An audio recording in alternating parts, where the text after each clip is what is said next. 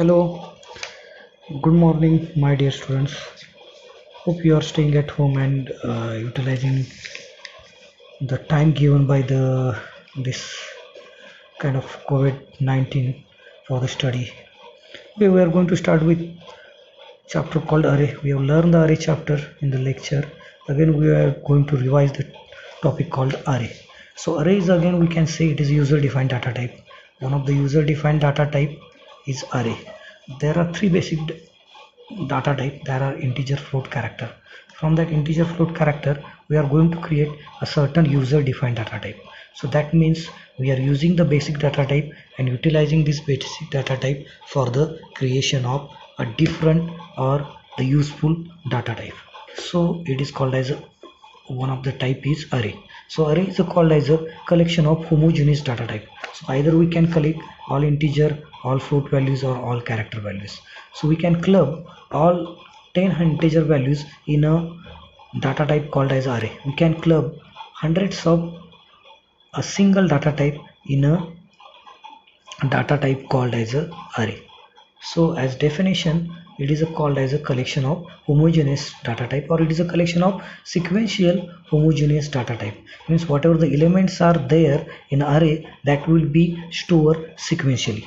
So whatever the elements are there in array, here I have written one example x in simple bracket, square bracket rather, in a 10. So that 10 number indicate number of elements in that particular array, and the whatever the I have written x is a definition of the array. So same rules are applied for the name of any variable. So it should be start with a character.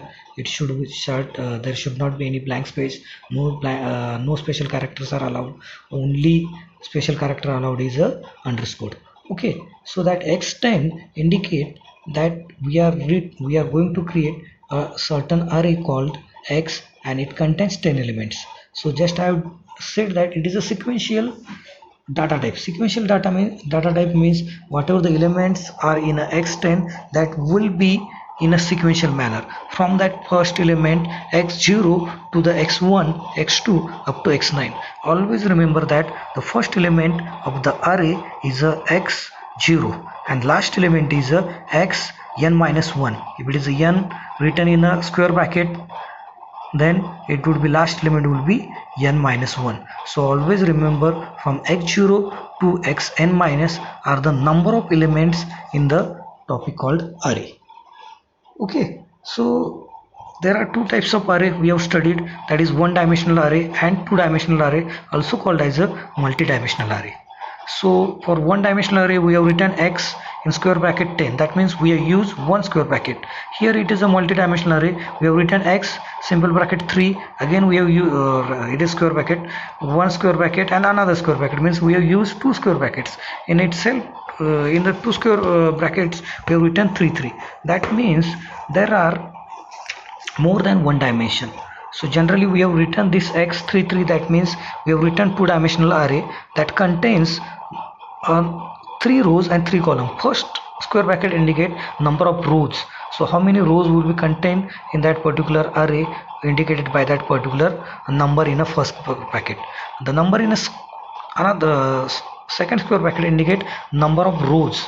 So how many rows will be present in the particular two-dimensional array, it will be indicated by second square bracket. So x33 indicate number of rows and number of columns. So generally two-dimensional array can be utilized for the all array operations or the in a certain matrix operation. We know that matrix operations can be utilized for the data storage of the different companies or the different organization, where we required another dimension for the storing of a single data. So it can be used for the solving the equation of the homogeneous equations that can be solved by using the matrix operation. So that matrix is also called as a one type two-dimensional array. Here we can solve by using this kind of array. So here in a computer language we have declared a two-dimensional array as x33. Also we have seen one-dimensional array. So that one dimensional array, we have taken an example that suppose we want to store one subject marks of all student in a a single data type. So earlier what we have done, that suppose we want to store a mark of 60 students, so we need to declare a 60 different variables for the storing of the data, storing of the variable. So suppose here we want to create a called we have to create a array that contains, rather it could be a percentage mark or a one subject mark. Suppose that contains a certain one subject mark, so one subject mark can be stored in an array called marks in square bracket 60. So marks square bracket 60 can store a different 60 values in a single element or single data type called as a array, that is one dimensional array. Okay, so we not need to write the particular variable again and again. Just writing x or the name of array in the square bracket number of elements, it will be sufficient to store a n number of elements, n number of values in a single data type. So that is called as array. So here I have written one loop for the input and one loop for output. So whenever we are going to input values in an array or a one dimensional array, we need a for loop. Obviously that particular array contains n number of elements, so only one statement will not be sufficient. Cin xi, that will not be sufficient. We have to execute that particular statement 60 times. 60 times we want to input the values. So instead of writing cin 60 times, we can write this particular cin statement inside the loop, so that it can be store 60 different values. So always remember that one dimensional array, to input the values in a one dimensional array, we require a for loop.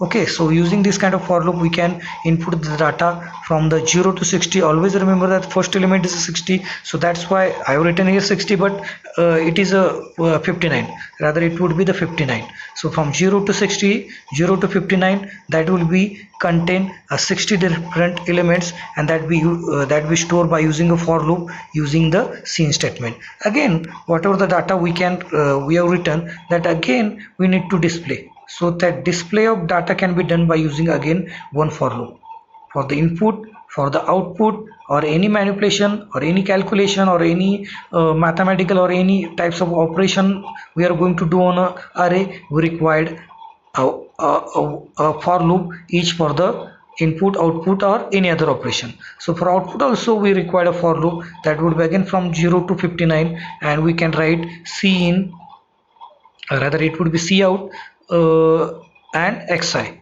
So that is x is the name of array and I indicate number of element. So it will be executing from the 0 to 60, that means 0 to 59, it will be going to start from 0 the first element, and it will last for the 59, that is last element. So automatically cout statement can display 60 different values using this for loop.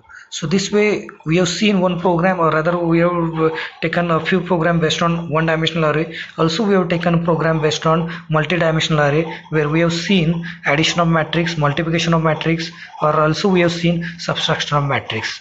For the multi-dimensional array, there are number of rows and number of columns. So obviously we required two for loops, one is for row and one is for column.